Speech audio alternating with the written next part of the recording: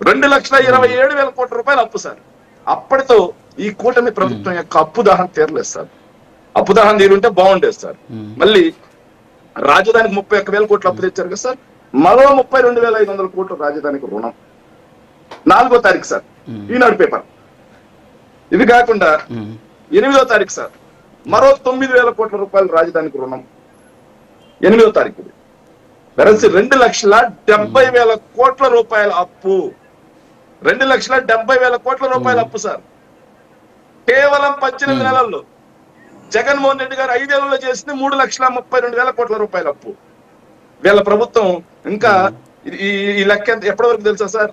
ఇంకా ఈ ప్రభుత్వం 6 నెలలు ఉంది, 2 సంవత్సరాలు అవడానికి. ఈ గ్యాప్ లో దాన్ని మొత్తాన్ని కవర్ చేసినట్టున్నారు. 3,32,000 కోట్లు. వేణుగోపాల్ రెడ్డి గారు ఆగండి, నేను డాక్యుమెంట్ చూపించి మాట్లాడుతాను. నేను ఎక్కడ తప్పుడు మాటలు మాట్లాడలేదు. మీ ఈనాడు పేపర్ చూపించారు. మరి ఈ అప్పులన్నీ ఏం చేశారు? ఈ అప్పులన్నీ ఏం చేశారు? చూస్తే లేస్తే మూలధన వ్యయం గురించి అందరూ మాట్లాడుతున్నారు సార్. సార్ ఒకసారి కాక్ రిపోర్ట్ ఉంది కదా సార్, 2023-24 జగన్మోహన్ రెడ్డి గారు ఆఖరి సంవత్సరం సార్. మాది విధ్వంస పరిపాలన కదా, రాష్ట్రాన్ని విధ్వంసం చేశాం కదా మేము. మరి మీరు సంపద సృష్టి కదా మీది. సంపద సృష్టి అంటే 2,70,000 కోట్లు అప్పు చేయడం. సరే అప్పును కూడా పక్కన పెట్టండి సార్. సరే మాకన్నా వెరీ గుడ్ పర్ఫార్మెన్స్ ఏమన్నా ఇచ్చారా? ఒకసారి కంపేర్ చేద్దాం సార్. సార్ 2023-24 సంవత్సరానికి సంబంధించి మొదటి 6 నెలలు సార్, మొదటి 6 నెలలు కవర్ చేద్దాం సార్. రెవెన్యూ రాబడులు 82,138 కోట్ల రూపాయలు సార్ మాది. కానీ వీళ్ళది 74,000 సార్. అంటే 8.4% రెవెన్యూ రాబడులు తగ్గిపోయాయి. అంటే ఆదాయం తగ్గిపోయిందా లేదా? సంపద సృష్టి తగ్గిపోయినట్టా కాదా? అమ్మకం పన్నులు 5.5% తగ్గిపోయాయి. అంటే సంపద సృష్టి తగ్గిపోయినట్టా లేదా? సెంట్రల్ గ్రాంట్స్ సార్, వీళ్ళు కేంద్ర ప్రభుత్వంతో ములాఖాత్ సార్. వీళ్ళు మోడీ వీళ్ళే, నిర్మలా సీతారామన్ వీళ్ళే, అమిత్ షా వీళ్ళే, పవన్ కళ్యాణ్ గారు, అదే విధంగా చంద్రబాబు నాయుడు గారు అక్కడికి వెళితే వచ్చేస్తాయి సార్. మేము మొదటి 6 నెలల్లో తెచ్చింది 21,270 కోట్లు సార్. మేము పొత్తులో లేము సార్ 2023-24 సంవత్సరానికి. కానీ వీళ్ళు మొదటి 6 నెలల్లో సెంట్రల్ గ్రాంట్స్ తెచ్చింది 4,000 కోట్లు సార్. 21,270 కోట్లు ఎక్కడ, 4,000 కోట్లు ఎక్కడ? Central grants 29. అలాగే ఈ బడ్జెటేతర అప్పులు, ప్రభుత్వ గ్యారంటీల గురించి కూడా మాట్లాడండి. మీరు 2023-24 సంబంధించి అన్ని బాగా మాట్లాడుతున్నారు.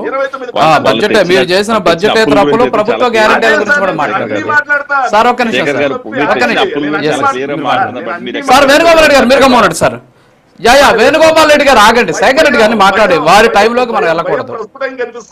వద్దులేండి, భయం వద్దులే కానీ చెప్పండి. అన్ని మాట్లాడతా, ఏం వదిలిపెట్టి నాకు 5 నిమిషాలు టైం ఇస్తే అన్ని మాట్లాడతా, అందరినీ కడిగేస్తా. Central grants 29%. ఇప్పటికే 6 నిమిషాలు అయిపోయింది. సామాజిక రంగ వ్యయం 8,000 కోట్లు మాకన్నా తక్కువ ఖర్చు పెట్టారు.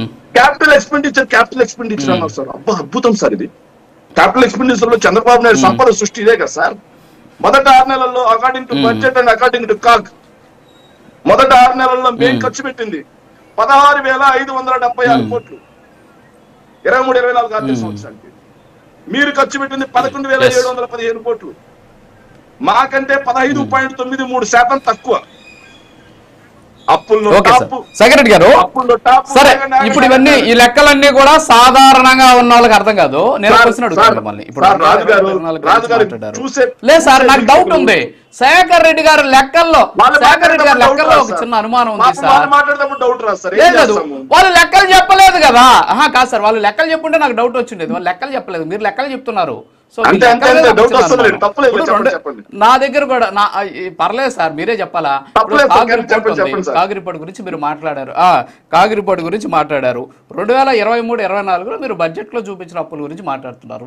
బడ్జెట్ ఏతర అప్పుల గురించి చెప్తాను నేను మీకు. ఆ బడ్జెట్ బారోయింగ్స్ కింద 32,903 కోట్లు తీసుకున్నారు. ప్రభుత్వ గ్యారంటీల కోసం 2,23,004 కోట్ల రూపాయలు ప్రభుత్వ గ్యారంటీలు ఇచ్చి తీసుకున్నారు. మొత్తం 2023-24లో మీరు చేసినటువంటి బడ్జెటేతర అప్పు కలిపి జిఎస్డిపిలో 34% అప్పులు తీసుకున్నారు. ఇది నేను చెప్తున్నది కాదు. కాగ్ నివేదిక 2023-24లో ఉన్నటువంటి కాగ్ నివేదిక చెబుతున్నటువంటి వాస్తవాలు ఇవి. ఎట్ ది సేమ్ టైం మీరు 2023-24లో మీరు మూలధనం కోసం, అంటే ఏదైతే సంపద సృష్టి కోసం పెట్టినటువంటి డబ్బు కూడా 24,061 కోట్లు ఉంది. సో దాన్ని కూడా అంగీకరిస్తాను నేను. సో దీని గురించి ఒక చిన్న క్లారిటీ నాకు. సార్ మూలధనం ఏమన్నారు కదా మీరు. చంద్రబాబు నాయుడు గారు 2014 నుంచి 19 మధ్యలో పర్ఫార్మెన్స్ తీసుకోండి సార్. మొత్తంగా సగటున ఏడాదికి ఆయన ఖర్చు పెట్టింది 13,860 కోట్లు. మూలధన వ్యయానికి. వైఎస్ఆర్ కాంగ్రెస్ పార్టీ 2 ఏళ్లు కోవిడ్ మూలధనం మీద ఖర్చు పెట్టే పరిస్థితి లేదు.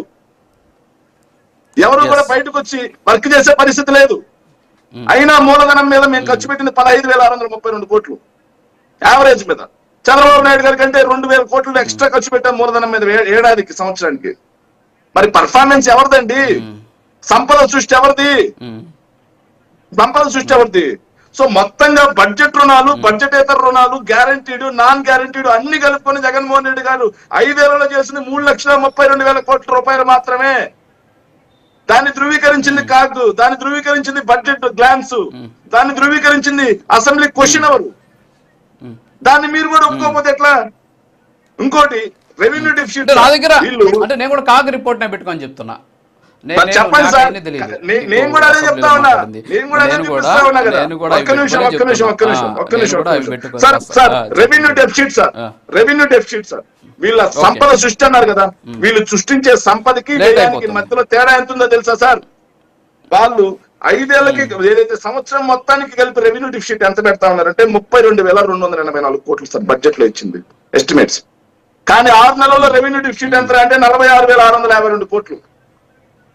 46,652 కోట్లు. గత 5 ఏళ్లలో మేము సంపద సృష్టించలేదు కదా సార్. సంపద అంటే స్టేట్ ఓన్ రెవెన్యూ ట్యాక్సెస్ అంటారు వాటిని.